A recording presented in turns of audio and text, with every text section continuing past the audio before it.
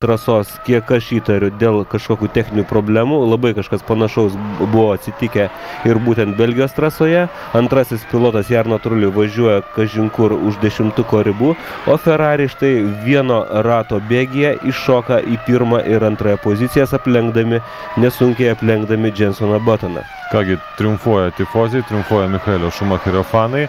Michaelis tiesa antras, bet priekyje kitas raudonas Ferrari bolidas, Rubensas Barrichello, kuris, kaip jau minėjau, kvalifikacijoje trasą įveikė rekordiniu vidutiniu greičiu. Na kągi, labai atrodė nedaug trūko Jensonui Buttonui iki ilgai lauktos pirmosios pergalės, tačiau Ferrari bolidai visą galvą greitesni ir netgi tie nesklandumai, kaip lietui skirtos Barrichello padangos ir Michaelio Schumacherio klaida pirmame rate, nubloškusi jį net iki 15 poziciją, nesutrukdo iki lenktynių pabaigos likus šiuo metu 10 ratų išsiveržti vėl abiems raudoniesiems Ferrari bolidams į priekį. Tiesą sakant, kvalifikacijos metu mes matėme žymiai mažesnius tempo skirtumus už tuos, kuriuos matėme štai realioje lenktynėje situacijoje, taigi niekas negalėjo ko gero tikėtis, kad Ferrari turi tokią būtent greičio persvarą. Galbūt Ferrari nebūtų demonstravę tokios persvaros, jeigu nebūtų atsiradęs būtent toks reikalas. Bet akivaizdu, kad yra persvara, Ferrari mechaninė persvara yra labai didelė. Štai Jarno Trullis daro stabdymo zonoje klaidą. Kągi, beviltiškai šios dienos lenktynėse atrodo Jarno Trullis, belieka tik pareikšti šiam sportininkui užuojautą. Na, o matėme, Flavio Briatore negali patikėti dar vieną nesėkmę, kadangi prieš 2 savaitės Belgijoje Renault ekipos lenktyninkai taip pat neiškovojo nė vieno taško. Tiesa, ten taškų neiškovojo ir British American Racing komanda. Todėl šių komandų tarpusavio santykis konstruktorių įskaitoje praktiškai nepakito. O tarp jų vyksta labai rimta kova. Renault ekipa yra antroje vietoje, Bar trečioje ir jas skiria 8 taškai. Taigi, Jensonas Buttonas šiuo metu, galima sakyti, užtikrintai įsikibęs į trečiąją poziciją, dabar pavojingai priartės prie Renault komandos. Dar ir Takuma Sato važiuoja taškuose, taigi gali būti, kad šios komandos pilotai surinks daugiau taškų, nei taškų šiandieną nesurinksiantys, žinoma, Renault lenktyninkai, ir konstruktorių įskaitoje mes pamatysime pokyčius. Na, tokioje situacijoje, ko gero, Flavio Briatore turėtų imtis kažkokių tai priemonių. Man atrodo, nereikia netgi rekomenduoti tokiam specialistui kaip Flavio, kad esant tokiai nestabiliai situacijai su Jarno Trulliu, galbūt būtų parankiau pakeisti į atsarginių pilotų, pavyzdžiui, labai greitų Franco Montagny, kuris padėtų ekipai kovoti dėl antros vietos konstruktorių taurėje. Na, o Jarno Trullio irgi elgesys nelabai suvokiamas, kadangi vis tik turi jisai kontraktą ar neturi su Toyota, tačiau būsimi jo darbdaviai įdėmiai vis tik stebi visas lenktynės ir žiūri, kaip pilotas elgesi kurioje situacijoje. Ir manau, nei viena komanda nenorėtų turėti piloto, kuris vieną dieną gali būti greičiausias, kaip tai buvo Monake, kai Trullis sugebėjo išlaikyti fantastišką maksimalų tempą visų labai sunkių ilgų lenktynių metu, nepadarydamas nė mažiausios klaidelės, o štai jau keliose iš eilės sezono lenktynėse mes matom Trullį, visiškai nepaaiškinamos sportinės formos. Taip, tikrai sunku patikėti, kasgi darosi su Jarno Trulliu. Net iki pat Prancūzijos Grand Prix Jarno Trullis beveik kiekvienose lenktynėse išskyrus Kanadoje iškovodavo taškus, ne kartą lipo ant podiumo, vieną kartą buvo Monake lenktynių nugalėtojas, o toliau prasidėjo arba Jarno Trullis nebepasiekdavo finišo, arba finišuodavo Vokietijoje štai 11 vieta, Belgijoje tik 9 pozicija. Per 4 paskutinės lenktynes Jarno Trullis neiškovojo nė vieno taško. Tačiau Jarno vis dar yra 4 asmeninės įskaitos vietoje. Fernando Alonso, kuris šiandien taip pat taškų nebeiškovos, yra 5 ir nuo Jarno atsilieka vos 1 tašku. Fantastiška persvara šiuo metu Monsos trasoje demonstruoja Ferrari ekipa, labai greitai aplenkia Jensoną Buttoną. Be abejo, tą padarė Rubensas Barrichello neakivaizdžiu būdu sustodamas boksuose, o Michaelis Schumacheris tiesioginėje kovoje stabdymo zonoje į pirmosius formos posūkius. Na ir po šio lenkimo Ferrari tiesiog traukinio tempu tolsta nuo trečioje vietoje atsidūrusio Jensono Buttono, nepalikdami Britui jokių šansų kovoti dėl pirmosios vietos. Kągi, reikia labai rimtai pasikasyti pakaušius visų komandų techniniams direktoriams, vadovams ir pagalvoti, kaip po šių metų sezono, kuriant ir vėliau bandymų trasose tobulinant naujosius bolidus, kitų metų sezoną pradėti šiek tiek bent jau arčiau Ferrari komandos technikos galimybių. Ypač svarbus veiksnys Ferrari komandai yra patikimumas. Nematėme šiemet dar nei vieno Ferrari bolido gedimo lenktynėse. Tuo tarpu galbūt galėjo būti ir šiek tiek kitokie rezultatai pirmose trejetukuose ankstesniuose lenktynėse. Galbūt būtų galėjęs nugalėti ir kitas lenktyninkas nei šiemet 12 kartų laimėjęs Michaelis. Tačiau būtent Ferrari komandos bolidų technikos patikimumas ir kitų bolidų nepatikimumas leido taip dominuoti Ferrari komandai. Štai Rubensas Barrichello šiandien pelnytai, vakar iškovojęs pole poziciją, šiandien gali ir, man atrodo, nesunkiai nugalės lenktynėse. Michaelis Schumacheris be abejonės galbūt gal ir galėtų, jeigu ir galėtų važiuoti greičiau, tikrai netakos Rubenso, jis jau susiviniojo čempiono titulą prieš 2 savaitės Belgijoje. Na ir panašu, kad vis tik Michaelis turėjo labai didelės galimybės laimėti šias lenktynės, tačiau jau planas, matyt, prieš startą buvo aiškus – padėti Rubensui nugalėti čia Monzoje, ir vokietis labai tvarkingai įgyvendina šį planą. Kol kas matome, tam nekyla jokių problemų, netgi susidarius labai sudėtingai situacijai lenktynių pradžioje.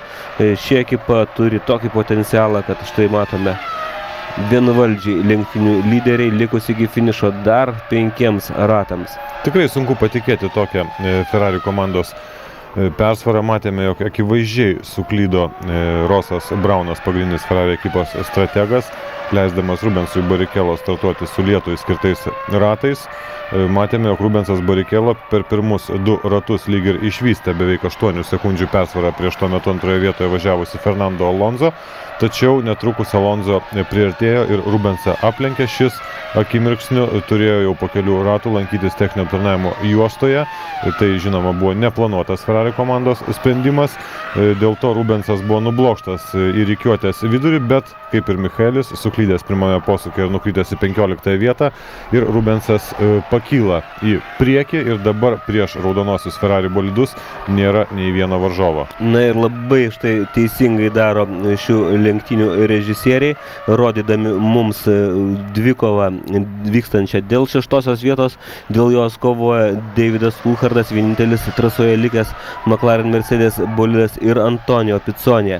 Matėm, kad Pizzonė paskutinio sustojimo boksuose metu šiek tiek pareguliavo jam mechanikai priekinio sparno atakos kampą ir atrodo, kad lenktynininkas šiuo metu yra patenkintas bolido balansu, dėl to gana drąsiai spaudžia Davidą Coulthardą. Nors tarp šių sportininkų matyt greičio skirtumas yra itin nedidelis ir Antonio labai sunku realizuoti tą minimalę persvarą, kuris dabar turi trasoje. Tikrai šaunėje vietoje dabar važiuoja Davidas Coulthardas 6 ir tie, kas nematė šio reportažo lenktynių pradžioje, priminsiu, jog Davidas į apšilimo ratą išvažiavo su lietui skirtomis padangomis ir boksuose apsilankė po apšilimo rato, taigi po starto buvo rikiuotės uodegoje. Boksuose jam, žinoma, buvo sumontuotos sausai trasai skirtos padangos ir Davidas pasipildęs, maksimaliai galima sakyti, pasipildęs kuro atsargas tuo metu, lenktynėse boksuose lankėsi vos 1 kartą. Taigi labai puikios lenktynės po sunkaus starto Davidui Coulthardui ir galimybė iškovoti 6 vietą, tik reikia išlaikyti dar 4,5 rato Antonio Pizzonios atakas. Keista, kas atsitiko Kimiui Raikkonenui, taip pat neblogai atrodė jo bolidas laisvųjų treniruočių metu. Vieną treniruotę Kimiui Raikkonenas baigė pirmoje lentelės vietoje, tačiau jo bolidas sugenda šios dienos lenktynėse ir jo šiuo metu trasoje mes nebematome. beveik per visą prieš paskutinę tiesėje atsilieka nuo abiejų Ferrarių šiuo metu trečioje vietoje važiuojantis Jensonas Buttonas. Na ir British American Racing santykinę sėkmę.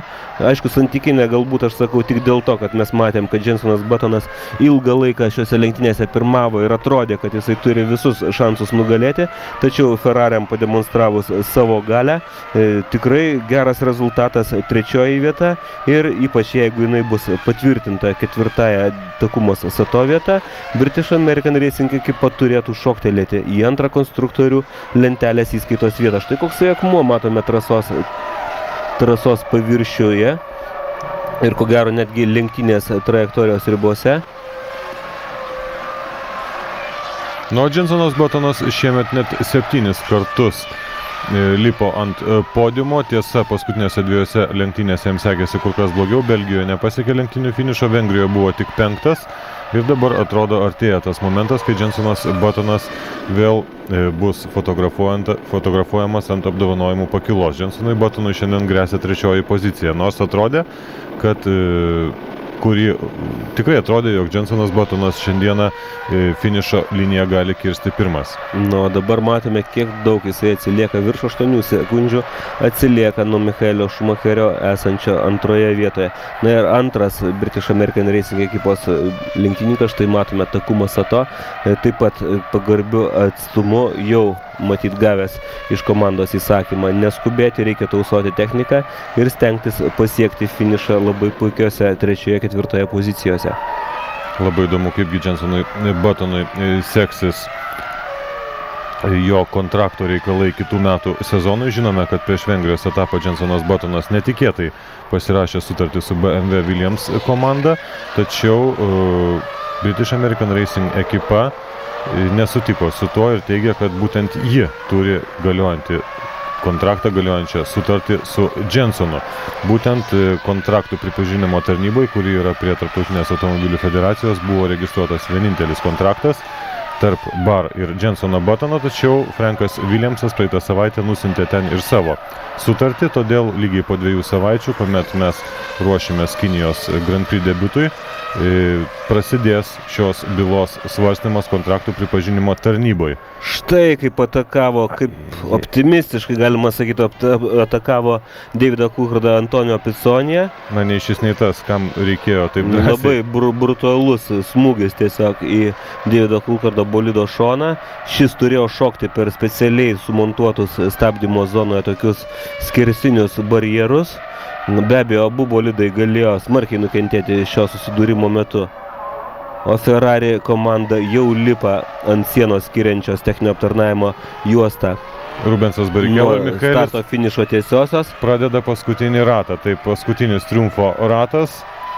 Jau girdisi triukšmas tribūnose ir kaip įprasta eilinį kartą Ferrari komandos mechanikai apgula sieną skiriančią jų boksus, jų garažą nuo starto finišo tiesiosios. Tai bus 13 Ferrari komandos pergalė, 12 šiemet jų jau iškovojo Michaelis Schumacheris ir pagaliau pirmąją pergalę pasiruošęs priimti Rubensas Barrichello. Priminsime, kad šį sezoną nugalėjo be abejo beveik viską Michaelis Schumacheris. Išimtis buvo Jarno Trulio Monako Grand Prix ir praeitos lenktynės Belgijoje nuostabioje Spa trasoje, kur nugalėjo suomis Kimis Raikonenas. Tačiau smagu, kad po tikrai netikėtos lenktynių pradžios Ferrari bolidai buvo rikiuotės viduryje ir jiem reikėjo pademonstruoti viską, ką gali bolidai, ką gali sportininkai, kad štai atsidurti tokioje pozicijoje, kokioje dabar yra. Rubensas Barrichello jau įveikęs pusę parabolikos posūkio. Čia yra Ferrari darbuotojams skirta tribūna, finišo vėliava ir Rubensas Barrichello pagaliau šiemet iškovoja pirmąją ilgai lauktą pergalę, o Michaelis Schumacheris jau tapęs šių metų pasaulio čempionu finišo liniją kerta antroje vietoje. Taip pat, žinoma, sveikiname ir Jensoną Buttoną, vėlgi po 2 lenktynių pertraukos iškovojantį, po 3 lenktynių pertraukos iškovojantį vietą ant podiumo. Įdomu, kaip finišo liniją kirs Davidas Coulthardas ir Antonio Pizzonė, kuriuos matėme susidūrusius S formos posūkiuose. Ketvirtoje vietoje turėtų finišo liniją Jarno kirsti Trulis Takumas štai Sato. pradėjo važiuoti labai greitai. Tik ką Jarno Trulis įveikė greičiausią pirmąjį, absoliučiai greičiausią pirmąjį sektorių. Na, pats laikas Įdomus paskutiniame lenktynininkas, tikrai. Jarno yra tik 10, taigi ketvirtoje vietoje turėjo finišo liniją kirsti Takumas Sato. 5 Juanas Pablo Montoya, nors mes jį ilgai matėme važiuojantį 3 vietoje už tuo metu dar trasoje buvusio Fernando Alonso. Ir 6 vietoje pagal mūsų informaciją turėjo būti Davidas Coulthardas ir 7 Antonio Pizzonė. Tačiau mes prieš paskutinėme rate matėme incidentą tarp šių dviejų sportininkų, taigi palaukime lenktynių rezultatų savo ekranuose. Štai sveikina gausiai susirinkusius Ferrari fanus čia Monzos trasoje abu šios ekipos lenktynininkai. Be abejo, kas supranta itališkai, gali pasiskaityti gražius plakatus. Rubensas mojuoja dešinę ir šalia jo važiuojantis Michaelis Schumacheris mojuoja kairę ranką. Štai matėme beviltiškai orą pakibęs Renault bolidas, kurį sėkmingai šiandien pilotavo Fernando Alonso, tačiau ar klaida, ar labiau panašu į techninį gedimą ir Fernando Alonso pasitraukė iš lenktynių, užleisdamas tuo metu trečiąją berods poziciją. Taip, kadangi lenktynių lyderiu tuo metu buvo Rubensas Barrichello, dar netlikė savo sustojimo, nors kaip jau mes matėme po to, netgi po sustojimo Rubensas išlaikė pirmąją poziciją. Kągi, fantastiškos eilinės Ferrari komandos lenktynės, štai šalia Rubenso pravažiavo ir Sauber bolidas, tai Giancarlo Fisichella, kuriam šiandien pavyko finišuoti paskutinėje vietoje, už kurią skiriami taškai, taigi Fisichella finišo liniją kirto 8 vietoje. Bet tai yra tik trupiniai palyginus, ką šiame čempionate iškovoja abu raudonieji Ferrari bolidai. Minia, kaip visą laiką jau įprasta Italijoje, prasibrauna pro trasą nuo tribūnų skiriančias tvoras ir su vėliavomis bėga prie apdovanojimų pakylos. Na ir štai matome, varžovai taip pat nuoširdžiai sveikina Rubensą Barrichello, kuriam galų gale pavyko, važiuojant tokioje greitoje ekipoje, kuri nugalėjo beveik viską šį sezoną, pirmą kartą nugalėti šį sezoną. Kągi, triumfas čia Monzoje, tačiau nemažai veiksmo vyksta ir už Formulės 1 scenos, būtent Tarptautinės automobilių federacijos ir techninės Formulės 1 grupės vyksta labai rimtos diskusijos, galima sakyti netgi ginčai dėl planuojamų taisyklių pasikeitimų kitų metų sezonui ir dar toliau į priekį. Ir Maksas Moslis pasiūlė 3 paketus gana skirtingus, kurių tiesa galima priimti ir skirtingas kombinacijas dėl kitų metų sezono techninių taisyklių pakeitimų. Ir dabar lauksime iki spalio 31 dienos, ar šie pakeitimai bus priimti, kokie bus atmesti. Manau, galbūt interneto pagalba, ypač www.f-1lt puslapyje galite susipažinti detaliai su tikrai nemažu sąrašu planuojamų pakeitimų. Ir mes, žinoma, tikimės, galbūt šiek tiek slaptai, kad šie pasikeitimai dar padės labiau priartėti kitoms komandoms prie šiuo metu itin dominuojančios Ferrari. Vis dėlto mes norime matyti ne vieną komandą dominuojančią, kurią, žinoma, mums belieka tik sveikinti vienose lenktynėse ir kitose už puikias pergalės, tačiau norisi matyti daugiau lenktynių ir galbūt tik tai tokie netikėti scenarijų pokyčiai, ką mes matėme šiandien lenktynėse. Lenktynes daro kur kas įdomesnės nei procesinės lenktynės, kuomet labai lengvai nugali raudonieji. Štai matome konstruktorių taurės įskaitoje pasikeitimas 2 vietoje. British American Racing ekipa puikaus starto šios dienos lenktynėse dėka šokteli į 2 vietą. Belieka tik rautis plaukus Flavio Briatore. To galėjo nebūti, jeigu Fernando Alonso būtų neišlėkęs iš lenktynių trasos. Tačiau įvyko taip, kaip įvyko. Ir Bar ekipa jau 2 vietoje. Na, o kaip jau ir vakar dienos tiesioginės transliacijos metu iš kvalifikacijos varžybų metu minėjau, tie, kas mėgsta automobilių sportą, pasibaigus šiai transliacijai tiesioginiai iš Monzos trasos, turės galimybę pasižiūrėti labai įdomų reportažą apie puikias tarptautinės ralio varžybas vykusias Aukštaitijoje prieš keletą savaičių. Taigi ralis Aukštaitija 2004 iš karto po transliacijos iš Monzos trasos. Čia TV3 eteryje. Štai, kaip jau įprasta, Monzoje į trasą išbėgė tifoziai, fanai susirenka visus įmanomus suvenyrus. Štai Putoplasto